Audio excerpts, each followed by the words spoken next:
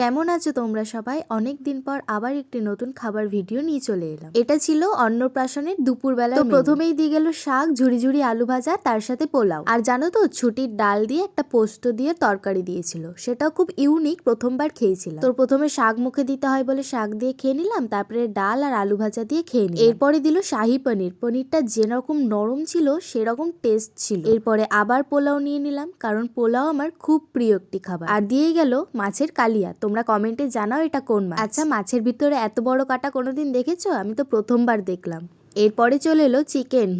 একদম রাবনে বানাদি জড়ি। আচ্ছা, তোমরা কারা আছো যে আমার মতন চিকেন বা মাটনের সাথে পোলাও দিলে আর কিচ্ছু লাগে না? এখানেও তাই আমার প্রিয় খাবারটা চলে এসেছিল। চিকেনের টেস্টটা দুর্দান্ত হয়েছিল আর সেরকমই সফট হয়েছিল। আমি তো 4-5 পিস খেয়ে নিয়েছিলাম। পোলাও মাংস দিয়ে তৃপ্তি করে খাওয়ার পর চলে এলো চাটনি আর পাঁপড়। হ্যাঁ, এটা আনারসের চাটনি ছিল। আর এখানে হাত দেখাচ্ছিলাম যে রসগোল্লাটা নেব না, বোনের পাত থেকে দেখিয়ে দিলাম। আর নিয়েছিলাম এই সন্দেশটা। শেষ পাতে খেলাম দই আর মিষ্টি। পরে ভিডিওতে নিয়ে আসবো রাত্রে কি কি খেয়েছিলাম। আজকের জন্য এইটুকুই, টাটা।